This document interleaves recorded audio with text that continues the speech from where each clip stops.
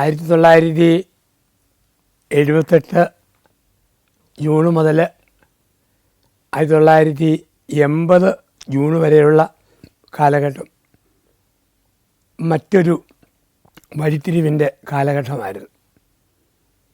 രാഷ്ട്രീയ പ്രസ്ഥാനം പിളരുന്നു, ഗ്രൂപ്പുകളാകുന്നു, തമ്മിൽ ആരോപണ പ്രത്യാരോപണങ്ങൾ നടക്കുന്നു. അങ്ങനെ നടക്കുന്ന സമയത്ത് എൻ്റെ കുടുംബത്തിൽപ്പെട്ട ചില വൈദികർ, CMI സഭയിലുള്ള ചില അച്ഛന്മാർ, ഇപ്പം എന്നോട് ബന്ധമുണ്ട്, അടുപ്പമുണ്ട്. ഇപ്പം പേരിൽ വന്ന് പറഞ്ഞു തുടങ്ങി, മോൻ നാട്ടിൽ ഇനി നിൽക്കരുത്, നിന്നാൽ ഗതി പിടിക്കാൻ സാധ്യത കുറവാണ്, ഇവിടെ കേരളം വിട്ടുപോകുന്നതാണ് നല്ലത്, ഞങ്ങൾ വഴിയൊരുക്കി തരാം. അങ്ങനെ നല്ലവരായ ചില വൈദികരുടെ സ്വാധീനം വഴി ഞാൻ കേരള സമൂഹത്തിൽ നിന്നും സാവധാനം യാത്ര പറഞ്ഞു. അങ്ങ് യാത്രയായി. ഗുജറാത്തിലേക്കായിരുന്നു എൻ്റെ യാത്ര. ഗുജറാത്തിലെ ജീവിതം. ട്രെയിൻ കയറി ബോംബെ വീഥിയിലിറങ്ങി, അവിടുന്ന് വീരംഗം വഴി ജുനഗഡ് എന്ന ഒരു സ്ഥലത്തിരുന്നു. അപ്പോൾ ജുനഗഡിൽ അച്ഛന്മാരുടെ കൂടെ താമസിക്കുന്നു, ഒരു സഹായിയായിട്ട്. ഇംഗ്ലീഷും ഹിന്ദിയൊക്കെ സാവധാനം അവിടുന്ന് പിക്കപ്പ് ചെയ്തു. നിഷ്കളങ്കരായ ഗ്രാമീണ ജനതയുടെ വിശ്വാസത്തിൻ്റെ പ്രകടനങ്ങൾ കണ്ടു. അപ്പം ഗുജറാത്തിനെ അങ്ങ് സ്നേഹിച്ചു, ആ നാടിനെ. ഒത്തിരി നല്ല മനുഷ്യർ. ഞാനിങ്ങനെ ആദ്യം ട്രെയിനിൽ പോകുമ്പം 3 ഗുജറാത്തികൾ ഒരുമിച്ചിരുന്ന് ചപ്പാത്തിയും കിഴങ്ങ് കറിയും ട്രെയിനിൽ പാത്രത്തിൽ കരുതി കഴിക്കുക. തമ്മിൽ ചെറുപ്പക്കാരനായിരുന്നു എൻ്റെ അടുക്കൽ. പ്രായമുള്ള ആളെന്ന് ചോദിച്ചു, നിനക്കും ഇത് വേണോ? ഒരു പരിചയവുമില്ല, സ്നേഹത്തിൻ്റെ പങ്കുവയ്ക്കൽ. ഒത്തിരി നന്മകളും ഒരുപാട് പ്രകൃതി വിഭവങ്ങളും ഒക്കെ നിറഞ്ഞു നിന്ന ഗുജറാത്ത് മനസ്സിൽ പച്ച പിടിച്ച് നിൽക്കുന്നു. ഗുജറാത്തിൽ ആയിരുന്ന സമയത്ത് വെരാവൽ മത്സ്യബന്ധന കേന്ദ്രം, മലയാളിയായ ഒരു തോമസ് അങ്കിൾ നടത്തുന്ന ഈ മത്സ്യബന്ധന കേന്ദ്രങ്ങൾ, ബോട്ടുകൾ. പിന്നെ ഈ ജുനഗഡിൽ നിന്ന് അധികം ദൂരെ അല്ലാതെ ഒരു സ്ഥലമാണ് ഗിർനാർ മല. അതിനോട് ചേർന്നാണ് ഗീർ വനങ്ങൾ എന്ന് പറയുക. ഗീർ വനങ്ങൾ, സിംഹം പെരുകുന്ന ഗീർ വനങ്ങൾ. ഹൈന്ദവ സന്യാസിമാർ തപസ്സിരിക്കുന്നിടം. ആ കൂട്ടത്തിൽ ഒരു മലയാളിയായ ഒരു സിസ്റ്റർ ഉണ്ടായിരുന്നു, സിസ്റ്റർ ആനി. കഴിഞ്ഞ വർഷമാണ് ആ സിസ്റ്റർ മരിക്കുക. അങ്ങനെയുള്ളൊരു അന്തരീക്ഷത്തിൽ എൻ്റെ ജീവിതത്തിൽ വീണ്ടും പഴയ ദൈവിക ചിന്തകൾ വരാൻ തുടങ്ങി. അച്ഛന്മാരുടെ മിഷൻ പ്രവർത്തനം, സിസ്റ്റേഴ്സിൻ്റെ സാമൂഹ്യ പ്രവർത്തനം, അവിടെയുള്ള തദ്ദേശികളായ നാട്ടുകാരുടെയൊക്കെ നല്ല രാഷ്ട്രീയ പ്രവർത്തനം, ഇതെല്ലാം കണ്ടപ്പം വീണ്ടും പഴയ ഓർമ്മ. അച്ഛനായ കൊള്ള. 10ാം ക്ലാസ് കഴിഞ്ഞ് ആഗ്രഹിച്ചതാണ്. സാഹചര്യത്തിൻ്റെ സമ്മർദ്ദത്തിൽ ഞാൻ തിരിച്ചുപോയി. വീണ്ടും കാലങ്ങൾ കഴിഞ്ഞപ്പോൾ ഇതേ ഓർമ്മ, വൈദികനാകണം. ഇപ്പം എങ്ങനെയുള്ള വൈദികനാകണം? ഇങ്ങനെയുള്ള മിഷൻ പ്രവർത്തനമൊക്കെ നടത്തുന്ന അച്ഛനായിട്ട് മാറണം. അങ്ങനെ 1980 ആരംഭത്തിൽ കേരളത്തിലേക്ക് വീണ്ടും തിരിച്ചു വരുന്നു.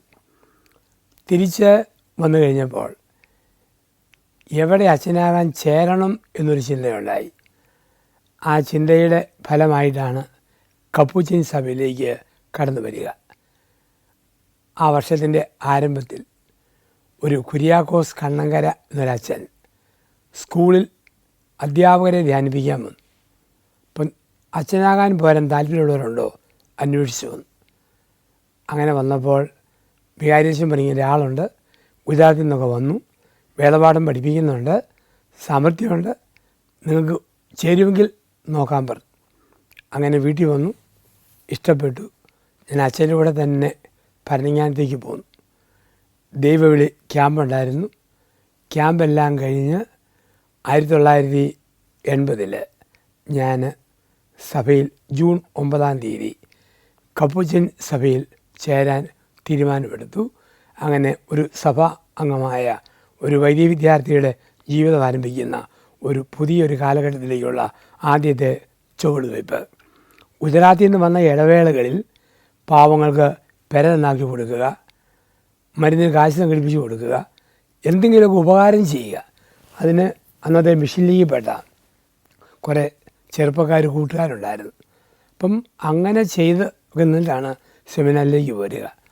മൈനർ സെമിനാരി ഭരണങ്ങാനം ഒരു പുണ്യഭൂമിയാണ്. വല്ലപ്പോഴൊക്കെ അൽഫോൻസാമ്മയുടെ കല്ലറയിൽ പോയി അന്ന് പ്രാർത്ഥിക്കുമായിരുന്നു. തിരുനാൾ ആഘോഷമായിട്ട് സെലിബ്രേറ്റ് ചെയ്യുമായിരുന്നു. അപ്പോൾ അവിടെ അവിടെ ഒരു വിൻസെൻ്റ് അച്ഛൻ ഉണ്ട്. അപ്പം അച്ഛന് എൻ്റെ പ്രസംഗ പാഠവും ഒത്തിരി ഇഷ്ടപ്പെടുകയും അതിൽ ഒരുപാട് എന്നെ പ്രോത്സാഹിപ്പിക്കുകയും എന്നെ ഒത്തിരി വളർത്തുകയും ചെയ്തു. ആദ്യമായിട്ട് എൻ്റെ ജീവിതത്തിലൊരു പൊതു പ്രസംഗം പറയുന്നത് പാലായിലാണ്. ഗാന്ധി ജയന്തി ദിനത്തിലെ ഗാന്ധി സ്മാരക കമ്മിറ്റിക്കാർ നടത്തിയ ഒരു വലിയ സമ്മേളനം.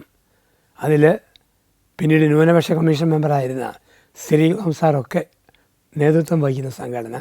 അതിൽ ഏറ്റവും നല്ല ഓർമ്മിക്കുന്ന മനുഷ്യനായ ധാർമ്മിക ആചാര്യനായ MP മന്മഥൻ സാർ, ഗാന്ധിയൻ, അദ്ദേഹത്തോട് ചേർന്നുള്ള ആ സമ്മേളനത്തിൽ 1 മണിക്കൂർ എന്നെക്കൊണ്ട് പ്രസംഗിപ്പിച്ചു. അത് എനിക്ക് ഒരുപാട് ആത്മധൈര്യം തോന്നി. വലിയവരും പഠിത്തമുള്ള പലരും വന്ന് കയ്യെ പിടിച്ച് അഭിനന്ദനം പറഞ്ഞു. അതൊരു ആത്മവീര്യത്തിൻ്റെ, ഒരു ആത്മധൈര്യത്തിൻ്റെ ആരംഭം കുറിച്ച ഒരാദ്യത്തെ അധ്യായമായിരുന്നു പൊതുരീതിയിൽ ഈ ഗാന്ധി പീസ് ഫൗണ്ടേഷൻ്റെ വാർഷിക സമ്മേളനം. പിന്നെ അങ്ങൊരു ജീവിതത്തിൻ്റെ ഒഴുക്കായി. പ്രീ ഡിഗ്രി പഠിത്തം കോളേജിൽ പരാജയപ്പെട്ടത് സെമിനാരി വന്ന് പഠിച്ചു. പാലാ സെൻറ്റ് തോമസിലാണ് പരീക്ഷ എഴുതിയത്. വളരെ ഉയർന്ന മാർക്കോടെ പ്രീ ഡിഗ്രി വിദ്യാഭ്യാസം സെമിനാരി പൂർത്തിയാകുന്നു.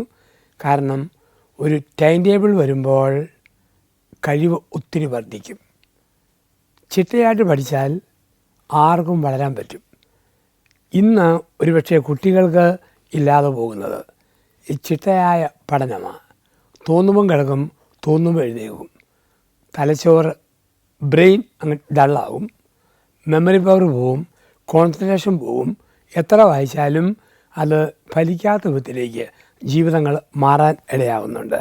അപ്പം അതിൻ്റെയൊക്കെ കാരണം ഒരു ടൈം ടേബിളില്ല, ചിട്ടയില്ല. പ്രീ ഡിഗ്രി പഠിച്ചു, നല്ല മാർക്കിൽ പാസ്സായി. അത് കഴിഞ്ഞ് അടുത്ത പരിശീലനത്തിന് യാത്രയായി. അത് കേരളത്തിൻ്റെ അങ്ങ് വടക്കനറ്റം സുൽത്താൻ ബത്തേരിയിലായിരുന്നു. വയനാട്ടിലെ സുൽത്താൻ ബത്തേരി 4ാം വർഷ പഠനം അവിടെ ആയിരിക്കുന്ന സമയത്ത് വളരെ മനോഹരമായ പ്രകൃതി ഭംഗി. കട്ടപ്പനയെന്ന് അതുപോലെ പറിച്ചു വെച്ചതുപോലെ ബത്തേരി. ഒരുപാട് സന്തോഷം. അവിടെ ഞങ്ങളുടെ സഭയുടെ വലിയൊരു ആത്മീയ ആചാര്യനും ഇന്നും എല്ലാവരും കല്ലറയിൽ ചെന്ന് പ്രാർത്ഥിക്കുന്ന ആളാണ് ഒരു ബെർക്കുമാൻസ് പുതുപ്പറമ്പിലച്ഛൻ. അദ്ദേഹം സ്പിരിച്വൽ ഫാദർ.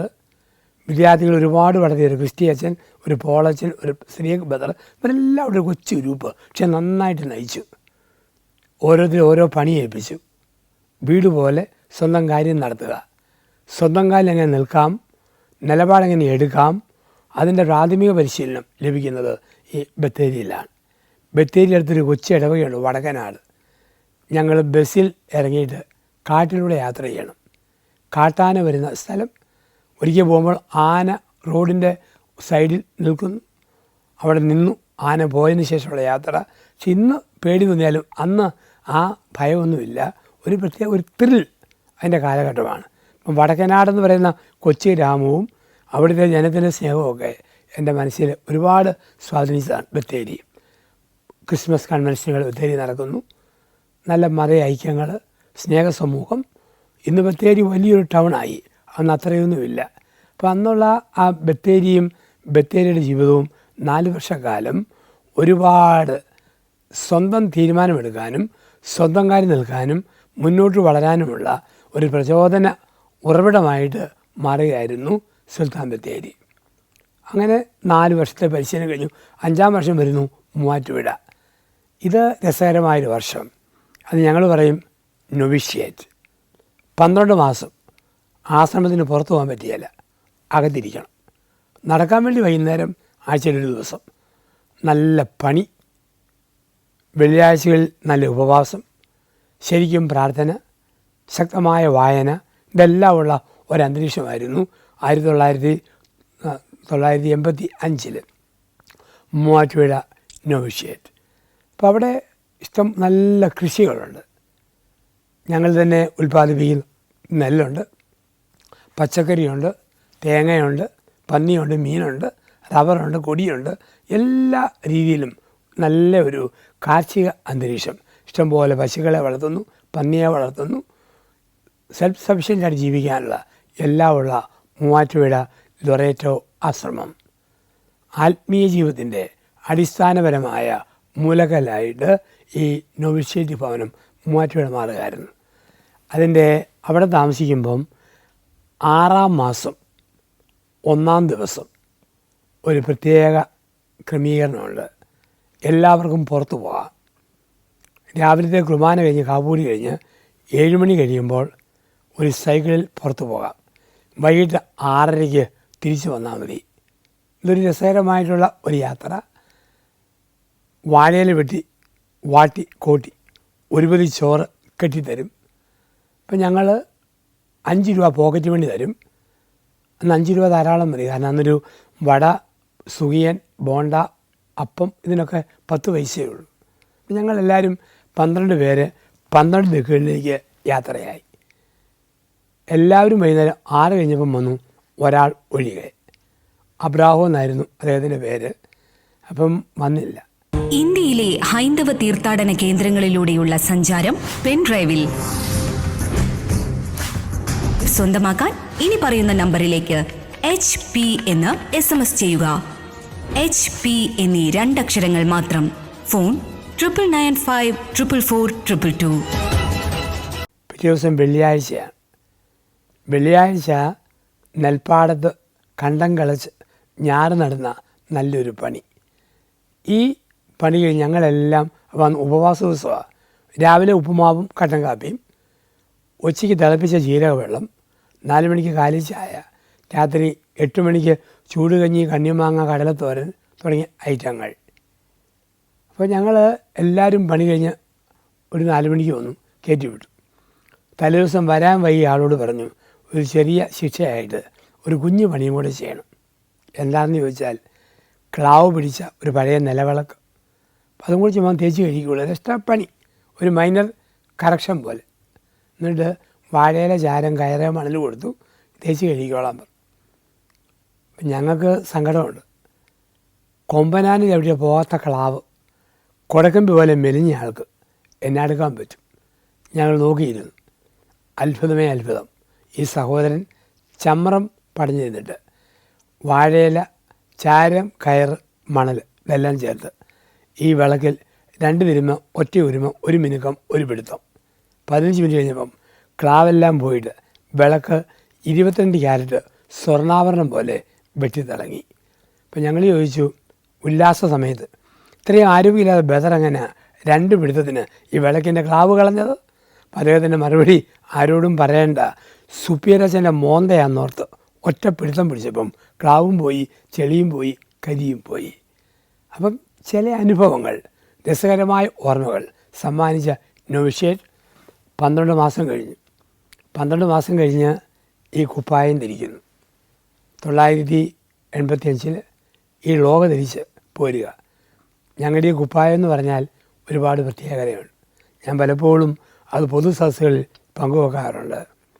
ഒന്നാമത് ഇതിൻ്റെ ഒരു പ്രത്യേകത എന്ന് പറഞ്ഞു കഴിഞ്ഞാൽ, ഇത് എത്ര അലക്കിയില്ലേലും ആരും അറിയുകയില്ല, മുഷിഞ്ഞാൽ അറിയുകയില്ല. വെള്ള കുപ്പായം ധരിച്ച ഒരച്ഛൻ ഒരു വരാന്തയിലിരിക്കുമ്പം ഒന്ന് മടിക്കും, പൊടി വല്ലതും പറ്റുമോ? പക്ഷേ ഞങ്ങൾക്ക് പ്രശ്നമേ ഇല്ല. ഇതേന്ന് വല്ലതും വരാന്തയിലോട്ട് പറ്റിയാലേ ഉള്ളൂ, ഞങ്ങളെ ഒട്ടത് ബാധിക്കുന്നുമില്ല. രസകരമായി ഞങ്ങൾ പറയാറുണ്ട്, ഒരു കപ്പുച്ചിൻ വൈദികനും ഒരു വെള്ളയുടുപ്പെട്ട രൂപതാ വൈദികനും മറ്റൊരു വെള്ളക്കുപ്പായം ധരിച്ച സന്യാസ വൈദികനും കാട്ടിലൂടെ യാത്ര പോയി. കാട്ടിലൂടെ കുറേ ദൂരം നടക്കണം.